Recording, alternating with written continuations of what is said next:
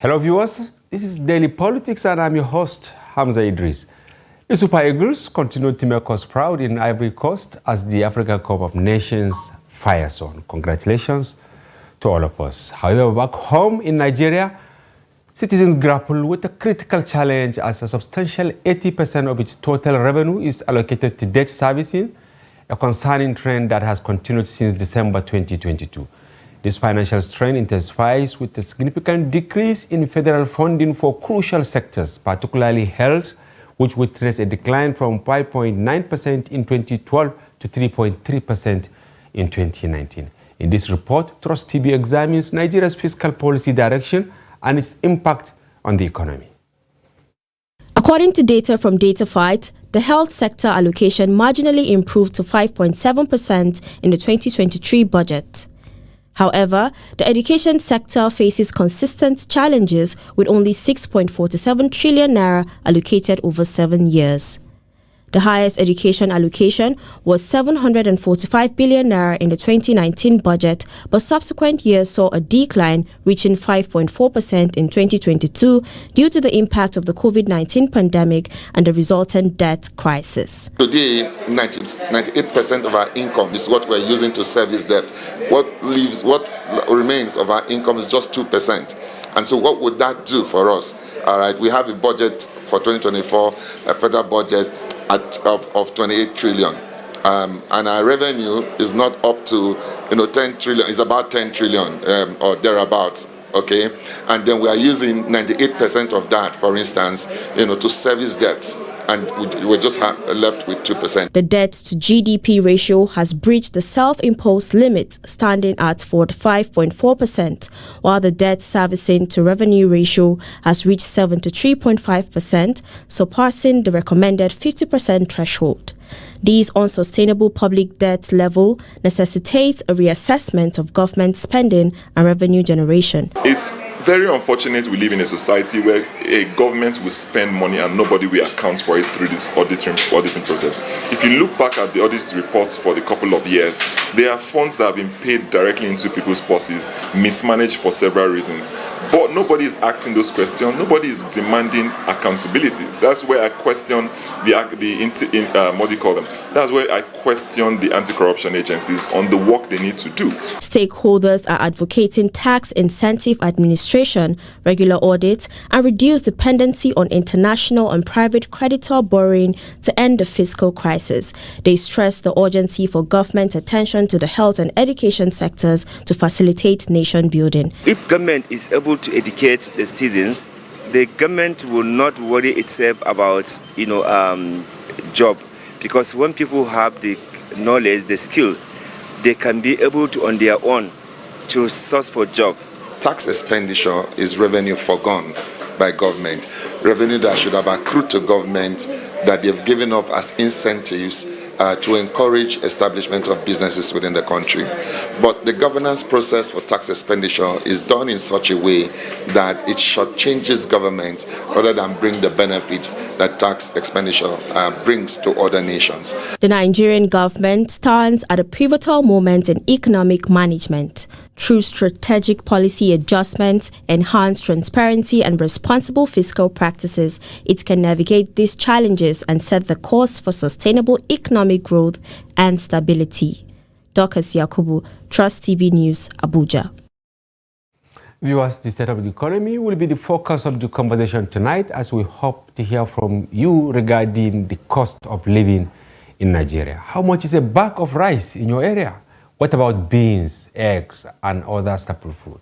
How have you been coping with the cost of transportation and other services? The weakening purchasing power of millions of Nigerians, most of whom are already multidimensionally poor, and amid news call by the organized labor and other stakeholders for a review of the current minimum wage, leading to a tripartite committee being set to be inaugurated or has been inaugurated by the government. Take a look at excerpt from that event. 37 members make up this committee, saddled with the responsibility of coming up with the recommendations of a new minimum wage that will place Nigerian workers above the social dislocations that have arisen since the removal of a number of subsidies by the present administration. The minimum wage represents the least amount of compensation an employee should receive for their labor, and as such, it should be rooted in social justice and equity. Nigerian welcome.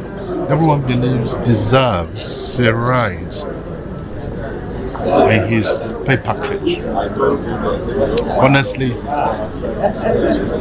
want a situation where Nigerian workers are sufficiently motivated. The committee has until April to complete the assignment, although its chairman is quick to point out that the deadline is flexible. There's no delay because it's something that is backed by the law, and we must obey the law of the land. And so that's what they are simply saying, that we have just 2 months to do this work. Like we promised the Vice President, that we are going to have a wide spectrum of consultations with recommendations to be made that at the end of it will be acceptable, fair, implementable and sustainable. The real question as the committee starts its assignment is how much will be considered a living wage. That question is already raising debates about capacity of other stakeholders to pay.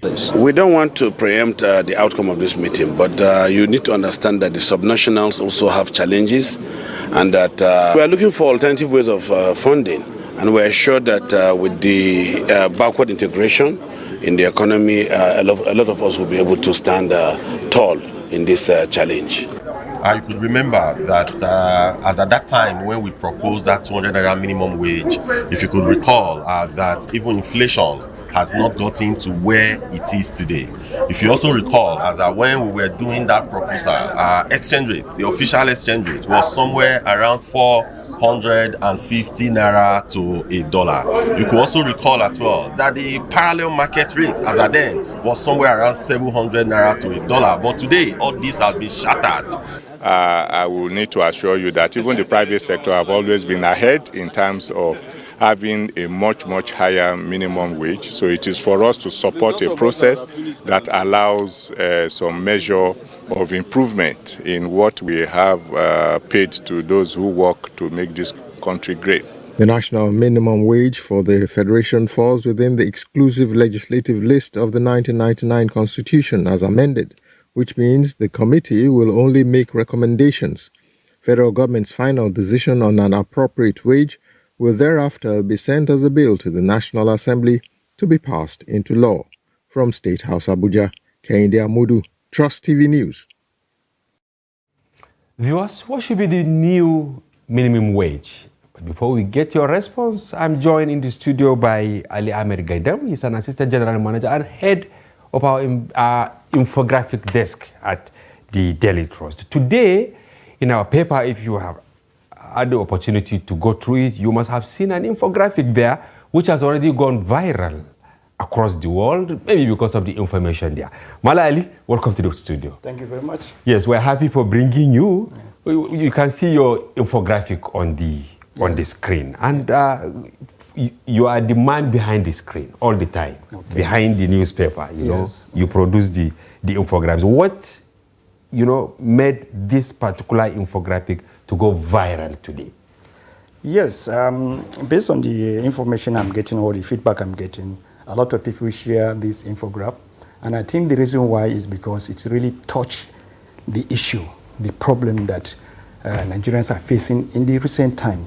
So if you look at the infographic, it's talk about only this month, January, from the beginning of the month and the end of the month. Yes. You can all see how the essential product has risen to the top. Like as you can see, yes, I can see 50 kg of rice at the beginning of January. It was 45,000. Exactly. But yesterday, we asked our reporters in Kano, Lagos, Kwara, and Abuja. They went to the market, and they discovered that on the average it's 70,000. In some places it is over 70,000. Yes, it was even a rush walk because it came to my desk a little bit late. Exactly. But I look at it and I said that's the best way I can visualize it and make it look interesting. My work is actually to simplify it or summarize any complex information into a simple visual presentation, and that's exactly what I did here. Yes. To show, and it touches the life of the, as I said earlier, it touches the life of the people, because these are essential goods that people consume or use every day. And look at, because of the impact of the exchange rate recently, look at how it affected the whole product's price. Exactly. Yeah. Yes, and you always do infographic to reduce hundreds of words to visuals. Yeah. Yes. Yeah. Exactly. You know, that's the essence of the infographics.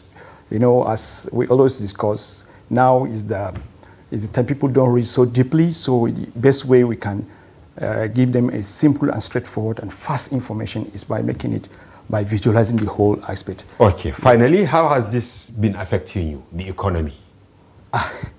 Really, it has affecting almost everybody. Even the rich are really going through a lot of tough time, because this is something that it affects our daily, from our school fees to food that we eat, everything, from the transportation that we take. Even if you have a car, even the fuel that we're taking.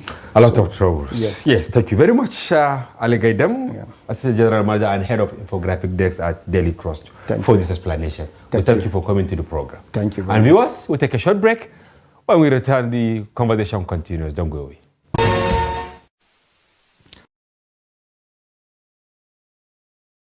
Welcome back. I'm now joined in the studio by Mukhtar Suleiman, an accountability expert, communication strategist, and an opinion writer, to share his own perspective on the issues we're about to discuss today. Yes, welcome to the program. Thank you very much. Always a pleasure to be Mukhtar, here. how shocked were you when you saw the infographic on the front page of Daily Trust? I am really amazed. 70,000 for a bag of rice. It was just 45,000 last month. Yes, or early this month, because the survey, the way journalists work, we live by the day. Yesterday really we asked our reporters. I brought the head of the infographic desk here to explain, because this infographic, it has gone viral on Twitter. People are just sharing it on their Facebook page. Maybe a message to government. Yeah, rise from 45,000 early January to 70,000. I don't know the percentage. Flour from 35,000 to 44,000. Sugar from 62,000 to 75,000 within 30 days. And cement from 5,200 to 7,000 in less than 1 month. I can even keep my mouth closed. It's really, really amazing how the cost of commodities are actually really going up. I remember I saw a joke on Twitter some days ago where somebody said the average price for Sadaki now is 60-something thousand. And I remember when I was praying last week, I saw it at 51,000. The person said, let me go and get married now before it gets up to 100. But the painful part of everything is that it looks as if the government is not actually saying the plight against our best efforts to find a way to drag their attention to it, because there's some sort of disconnect that happens when you walk into Aso Rock, because for most of these things, they won't go to the market to buy rice at 70,000. Not even just them, even the ministers and other persons at the helm of affairs, because of the kind of power that the Constitution actually gives to them and the kind of resources that are allocated to them, they don't get to think about the minutiae cost of these things. So I'm hoping President Tinubu, over the past few months of his being in office, has proven that he listens with some of the kind of reforms he has rolled, the kind of way he has retraced his step about some issues. And I'm hoping that perhaps when he sees this, he will know that there's a lot of reasons for significant market reform, because the CBN and other economic policymakers cannot keep passing trial and error reforms and policies. They cannot keep doing that. So they need to find a way to ensure that they can actually find lasting solutions to this problem. Because, and I was saying this earlier today, I said, until our economic reformers actually learn that, what's it called? The consumer behavior of Nigerians are a bit different from every other place in the world. We would always pass policies that would always fail. They need to study the consumer behavior as well as those policies and how they can marry those two things together to find lasting solutions to some of the hardship that we are facing. Okay, this thing is happening at a time when Nigerians, especially the public servants, both in the public and private sector, are calling for review of the minimum wage. Vice President Kashim Shettima, a few days ago, represented the president to inaugurate the committee that will... For minimum wage. Yes. How much should be the minimum wage? If you are buying rice, a bag, 70,000. I think according to the United Nations standard, poverty, those who live below $1.5 per day are below the poverty line. So if that can be taken into account of $1 per day, and $1 is now around 1,450 or 1,500. Well, that could help the government inform how to make a smarter decision, because it's not just the amount, $1.5 per day per se. It's not just the amount of money that's accumulating to that $1 per day.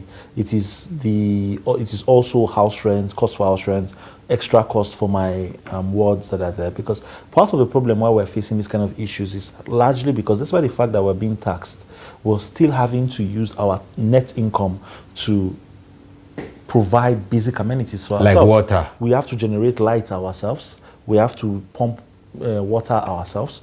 We have so many basic things that the government should otherwise be providing for us. I have a brother who lives in the UK who went through a hip replacement surgery and paid £0. Nothing. For the entire process, both the pre-op and post-op. But we also have NHIS. No, it's not really completely free. And moreover, you have to also check the efficiency of the system. I mean, this guy went through a major surgery of a hip replacement. Both the physiotherapy he's doing, in fact, his wife is being paid to serve as caregiver for him. His wife? To stay at home because she was working and she was being advised to stay at home. So she's being paid as a caregiver for him. So it's crazy how we are being taxed so much from our salaries, and we're paying so many monies into different coffers of the government, and yet we're not seeing any value for that money. So I think that's do you have any hope that this committee set up by the government will come up with something tangible for the civils? I don't think anybody who ever gets public appointments into office ever says, oh, what evil can I do today? Even people who we consider to be evil people in public service thought that they were doing the country some sort of service. Nobody ever says, oh, they want to go and destabilize things. So I think largely they believe that they're going to do well.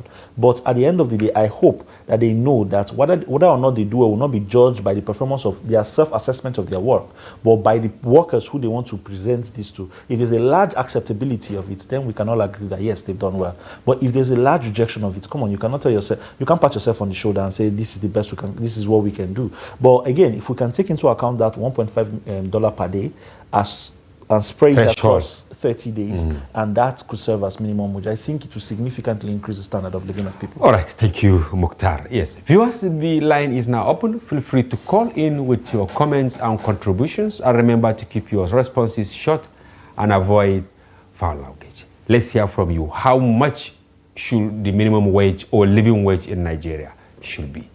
Waiting for your calls. Yes, in the story we reported today in the Daily Trust, we quoted the National Treasurer of Nigerian Labour Congress, Ambali Olatunji. He said that they will go to that committee with their, they will lay out their cards. Invariably, our reporter asked him whether what they demanded immediately after the removal of fuel subsidy, which was around 200,000, whether they stand by that. He said it's practically impossible because what has changed between May 29 and now is monumental. It has eaten up, it has wiped out the value of that. So you're saying that minimum wage should be above 200,000 naira per month. I think in our demand for something, we also need to be realistic with how much does the country have. Yeah, we know that our government is eating us dry. But we also need to understand that we need, in a popular pidgin English saying, they will say, now from clap, they say they enter dance. You have to ask for something halfway before you find a way to ask for more. Or sometimes you want to ask for more, so that whatever it is that you're going to negotiate downwards, it's enough to actually sustain yourself as you go up, or as you go further. So I think there needs to be some realistic way of doing these negotiations, and let's not go there with a fight. All right, thank you. Mukhtar, we have our first caller, regular caller on this program, Ali Shamaki from Nasarawa. Mala Ali, welcome to the program. Hello? Hello? Yes. Please try and call back. It's like the connectivity, okay? Yeah, Ali is gone, but I'm sure he will call back. Yes, Ali always calls, he's the first to. So when you say people should talk about something realistic, now, Mukhtar, the 200 they ask, even if they get it, do you think it will sustain a family of 5? Okay, it's like Ali is back. Yes, Ali, welcome to the program. Yeah, good evening. I'm Idris and Mukhtar in the studio. Thank you very much. Yes, Ali, welcome. Yes, go ahead. Yeah, Ali Umar Shamaki talking from Nasarawa State. Yes. How much should the minimum wage be, or living wage? Yes. Yeah, let me start by saying this way. On the issue of high price of commodity in the market is unfortunate and sympathetic to Nigerians in Nigeria. Before the last government and present government, how was the price of commodities in the market? The last government came purposely for poor in the country. Today, the same poor people are dying in the country. A common man cannot buy a common thing in the market and eat with his family again. In fact, people are living in sorrow and pity. On the issue of living wage, I am a civil servant. As I'm speaking to you, every blessing day I do buy fuel 1,000 naira before going to my place. So what I'm suggesting is that the minimum wage should be something tangible that can be able to suit the civil servant to cater for family. Like how much, Ali? Like how much? Give us a figure, Ali. To me, it should be 100,000 naira. How much? Oh. 100,000 naira. Okay, 100,000. Okay, Ali. Thank you very much. Thank you. Because of the commodity, the high price of commodity. Thank you. Thank you very much, Ali Shamaki from Nasarawa, for calling. Yes, Mukhtar. Yeah. It's like Ali is a modest person. Yes, because now tuber of yam is 2,000, cassava small basket 2,005, crate of egg 3,000, sweet potato 1,005, Irish 24,000, sugar 55,000. Is you can see now. Rice, look at it, 50 kg, scandalous, 55,000. Yes, and you have beans, 45,000. That's 100 kg. Also have gari, 25,000, 50 kg, and 45,000. Yes. Now, if you have a family of 5, and as Alicia Maki suggested, that government should pay 100,000. Will it cater for that? I don't think it would. I think we would need to I think the 200,000 naira that they're asking for is not absurd. Okay. Especially when you look at the fact that sometimes after some government officials leave office, we get to hear the absurd amount of money that they mismanage, the absurd amount of money that they actually stole, one singular individual stole. So it tells you that there's enough wealth at the helm of affairs to actually redistribute evenly among everybody else. But beyond that, it's not about the money. For me, I don't think it's about the money. Of what use is the money if it does not have value? Okay. So there needs to be some value for that money. And the rising cost of production is large, especially for food, has little, not so much to do with the currency devaluation itself, but more to do with insecurity. It's because there's scarcity of the food. Farmers are not going to the farm. In fact, farmers are going to the farm, but they have to pay extra tax to bandits. They have to spend more money. They share the profit of some. Exactly. Or sometimes even so the capital. because of that, they have to increase the price of the food so that they can actually get return of investment. So I think these are the things that the government needs to look at. If farmers could go back to the farm safely, they can ensure that there's maximum security for them to operate. Food security will become a thing. This insecurity that we're facing is largely affecting us significantly. So now assuming we are going with 100,000 or 200,000, do you think the government will pay? Because our report, you watch it, where almost 98% of our income, goes for debt service. Does the money government has the wherewithal? Exactly the same thing I said about being reasonable in our request. But then again, on the flip side, like I've said earlier, after these people leave office, we get to hear the absurd amount of money that somebody stole. So that means it tells us that there's enough money to actually redistribute. I mean, for example, we're still talking about the Suki's case up till this day. We're still talking about Alice Madweke that had over 14 billion naira worth of jewelries. So these are things that I remember when the former AFCC chairman Abdurrashid Bawa was reading the report to the floor of the Senate, and they were shocked about what he was saying. So these are the kind of things that actually are unearthed, and then they sort of create a lot of issues with us trusting the system and the government. So if I understand, you are now talking about accountability. Exactly. But Mukhtar, so people are saying from the time they remove fuel subsidy.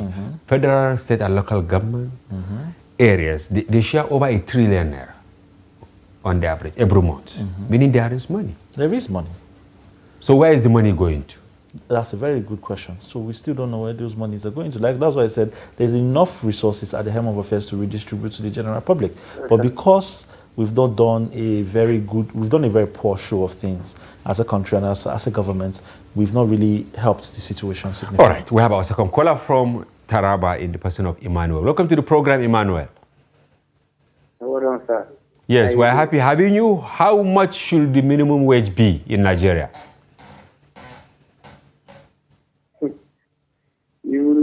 You're supposed to help us. That is so. Go on. The minimum wage is supposed to help us.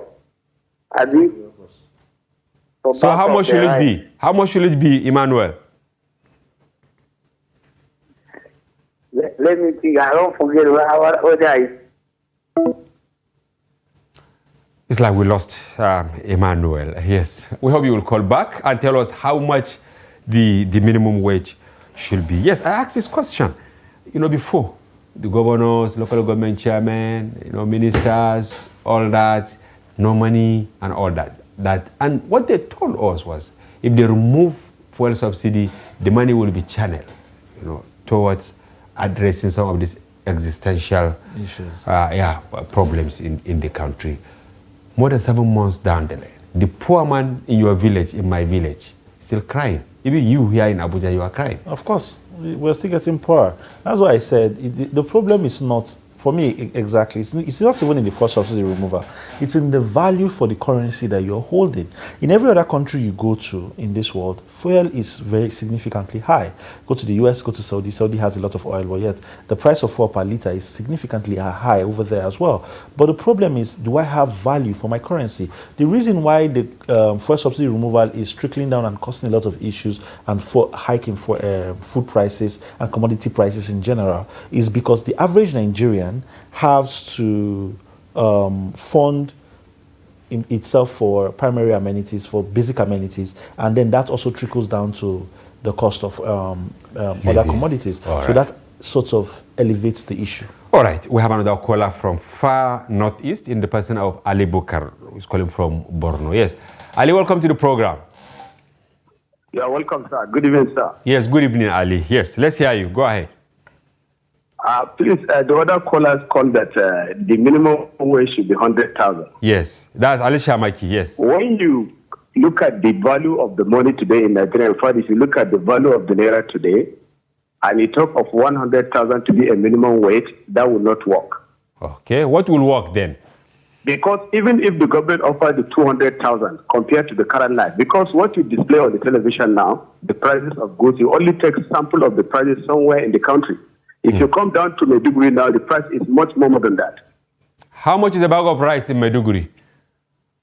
The bag of rice is getting to 80-something thousand now in Maiduguri. This means I can see on your... Is it 50 kg or 100 kg? Yes. 7,000 naira. Ali, is it 50 kg or 100 kg? It's getting to 9,000 plus. In Maiduguri. And how much is a liter of fuel? Yeah, petrol. A liter now in Maiduguri. A liter is 700. 700. That's if you are buying from the filling station. So what is your recommendation to the federal government and the state government? The recommendation, the federal government know what is right, but the problem is they cannot do it. That is it. But if you look at 50,000 or 100,000 naira, at least it cannot work compared to the current life in Nigeria. Okay, so you are recommending 50,000? I'm recommending like 400,000 or 350. Wow. Because if you come to the degree now, most of the people that are enjoying, you see, are those people that are working in NGO, they're receiving 400,000, 500,000, and you see them, they're having a good life. Okay. I can see where you are heading to. Yes, you are now talking about... if you come and see a common laborer, level 3 laborer working with NGO is earning like 300,000. You will see he's having a good life compared to the money he's earning. Okay. Ali Bukar, thank you very much. The director cannot earn this money at the state level. Okay. Thank you. We hope the right people are so please, hearing. If the federal government can hear us, let us. They are hearing, yes. Like that 200,000 or that 250. Okay. At least that would be appreciable. Thank you very much. Yes. Thank you, Ali Bukar. Yes. Mukhtar, you've worked with NGOs. You are still working with some NGOs. Yes, Ali Bukar, he's actually, basing his argument on what people in other sectors, but even in government, if you are working with some of these agencies, you see someone going home with almost 1 million, 400, 500,000. So it's about disparity. Should government actually dismantle the boundaries? Someone who is working in, I don't want to call any agency. I don't think so. I think these salary allocations are actually differ from agency to agency for a reason. So what are the reasons? Well, that's ambiguous. But so I would think because if you are working in an agency of the federal government, and you take home 700,000, I also work in a ministry, but I go home with 45,000, 50,000, 80,000. Is that fair?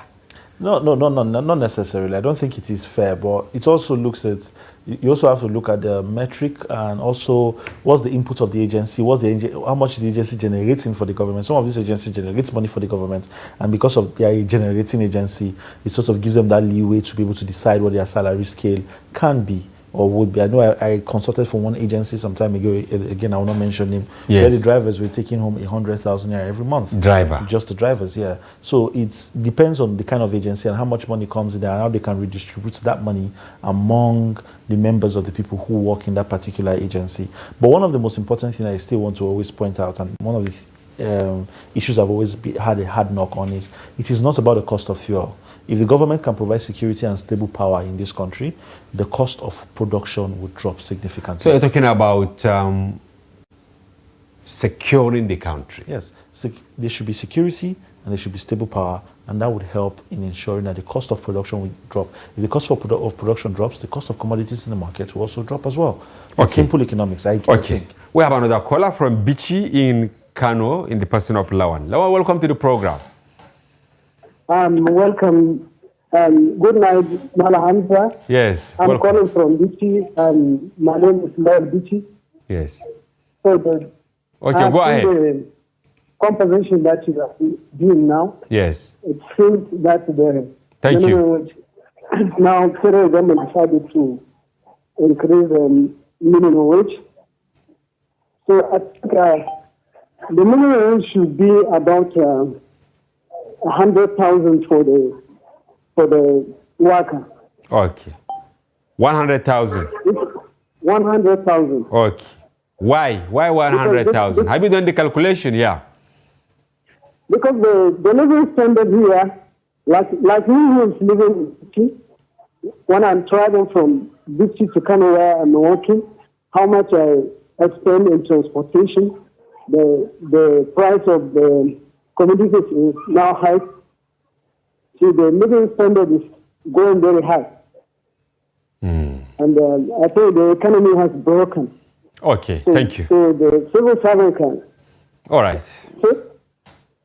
Thank you. Malamza, I'm hearing you. Thank you very much. Thank you very much, Lawan, for your explanation. Yes, Lawan, he called from Bichi. Bichi is not really far from Kano, but ironically, this evening I spoke with someone from Bichi. He told me that before he used to go to work from Kano, but now he has decided to be there throughout the week. Then at the weekend, he goes to Kano to be with his family because he can't afford the transportation. Yeah, just this evening. So it's like we have another caller before you comment on what Lawan said. We have Mohammed from Bauchi. Mohammed, welcome to the program. Good evening, Mohammed Sanim was calling from Bauchi. Okay, Mohammed, welcome. Yes, how much is the bag of rice in Bauchi? Bag of rice in Bauchi, I don't know. Actually, I just know the amount. The price of major one mudu is 1,200 to one mudu. And how in your family? How many of you eat one mudu? I mean, how long does it take you in the family? In my family, we are about 8, and we take 1.5 major. Wow. For a meal, okay? For a meal, for a meal. So what is your suggestion now? Are you a civil servant or you are a business person? Yeah, I am a civil servant. I'm actually a lecturer working with Bauchi State College of Agriculture. Do you have a farm? Not to digress, of course. Yes, I have a farm, but I could not do it this year because of some problems. But that's why we are suffering right now. Okay, how much should be the minimum wage, Mohammed Sani? I think minimum wage should be 100,000. Let's be realistic. Let's talk of something that will be possible.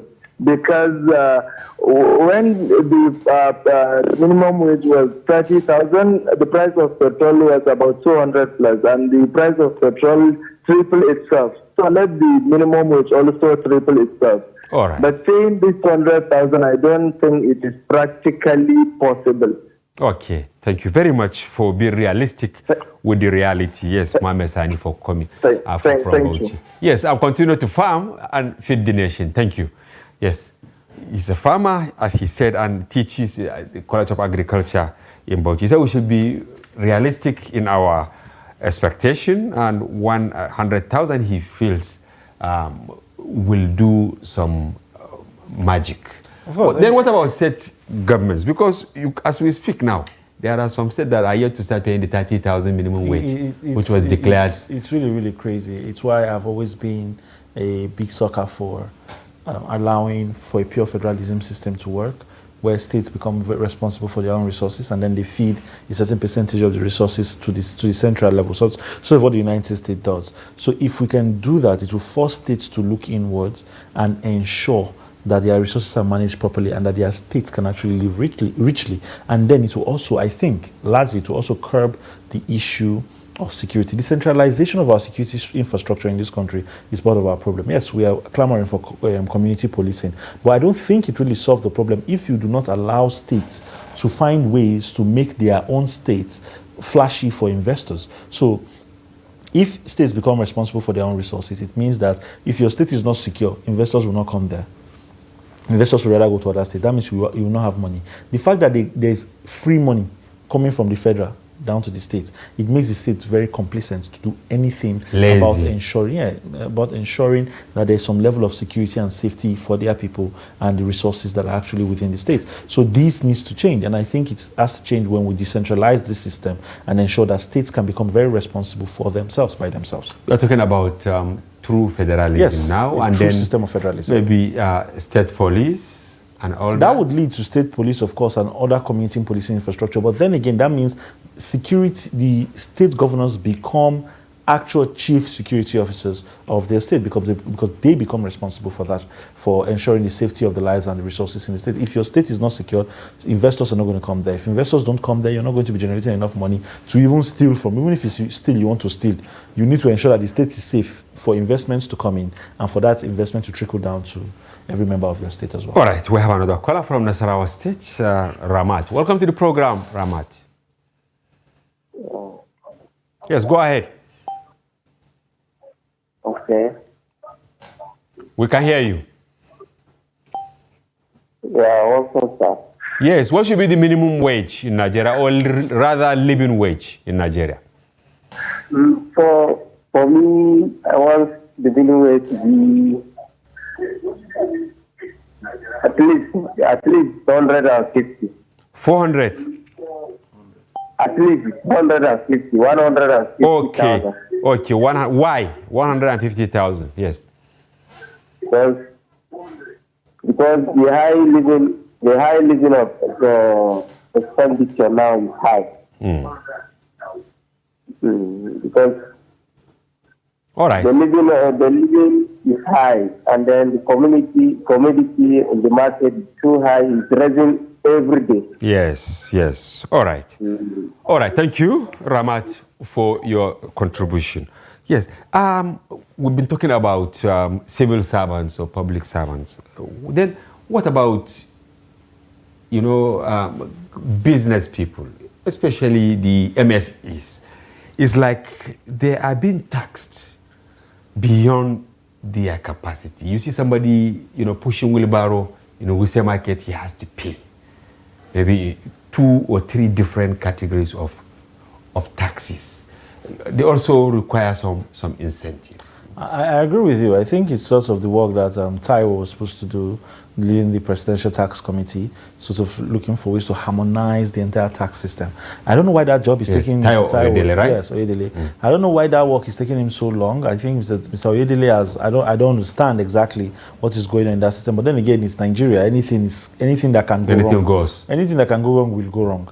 So, because we know Mr. Oyedele has done a very good job at PwC, and then coming into the federal government to find a way to harmonize the tax system and see better ways to ensure efficiency in our taxation, tax collecting measures is actually something we really looked forward to. He had amazing plans at the beginning, and then I remember one of his interviews in one of your sister stations where he was saying that he had executing powers. The president had given him executing powers. So he should execute. So whatever ideas he came up with that was functional, he can go ahead and just Why I'm very much, our viewers, I'm sure, are very much interested in this is because MSEs are closing shop.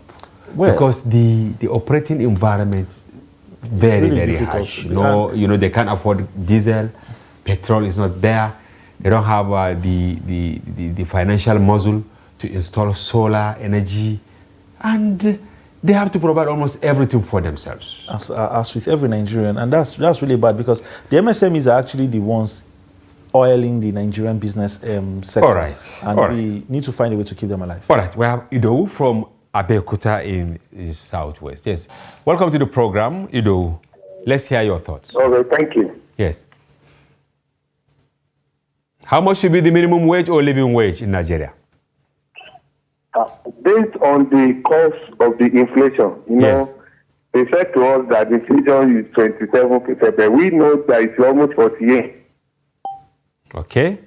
And I can see all the breakdowns, all the price of the commodity that you show on the screen, and I really agree with you. Based on all these things, I believe the minimum wage should be 150,000, 200,000. Okay, between 150,000 and 200,000. But beyond that, what do you think the government should do in order to make life bearable for Nigerians? Thank you. There are so many things that government needs to do. Even the one that they promise us, the president promised us. I think they should, especially about that bus. Okay, bus, yeah. I think government should get a transportation system. We don't have a good transportation system in this country. Yeah. I think the government should look into our transportation system, especially for the civil servant, for the public. What about the X sector? The demand of the naira is too much. You have to use your naira to get whatever you want. In every area, in every part in Maduguri, I had that man that sleep on Maduguri. Yes. Can you imagine the cost of fuel, 700 naira in Maduguri? Can you imagine the cost of bag of rent in Maduguri? I'm calling from Ogun State, Abeokuta here. You can see the rate of inflation is alarming. Okay. It's seriously alarming. All the right. government should look at our health sector and transportation sector, and they should deregulate all these private sector schools, all these schools. All right. They should monitor them. Thank and you. like that, it will be a kind of a relief for Nigeria. Thank you so much. Thank you very much, Ido, for this informed perspective. Yes, we're rounding up, and he said, transportation. We brought someone here who said, if you ask them maybe in UK, what is the cost of diesel or petrol? They don't really care about it because there's efficient transportation. Yes, it's a good interest. So what is your final take and call on the federal government? I think if President Bola Ahmed Tinubu does not do anything in this country, he does ensure that there's security, especially in the nook and crannies of the country, and ensure stable power supply. I think he has done significantly enough for him to go and for somebody else to come back and build on continue. that. Because he cannot solve anything. He cannot solve every single problem that we've had in this country. These things have been deteriorating since as long as 1960, and he cannot just swoop in one fell swoop and think that he's going to actually solve all our problems. So he should concentrate on certain areas. Concentrate on security and stable power in the country. I think if he can do just those two things, it will trickle down to the lives of most of them. Because security will ensure that there is food, because farmers will go back to the farms, and then people will be able to transport themselves properly again. Intercity trade will continue to work. So if security can actually go, then stable power will ensure that the cost of production can drop.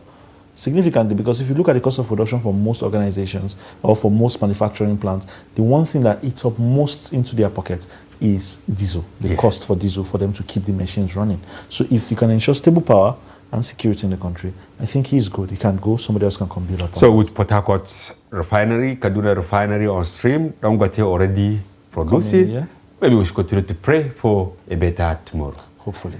Thank you, Mukhtar Suleiman, accountability expert, communication strategist, and opinion writer, for helping me to anchor the program. No problem. We answered all the questions together. I hope to have you next week or the week after. Yes.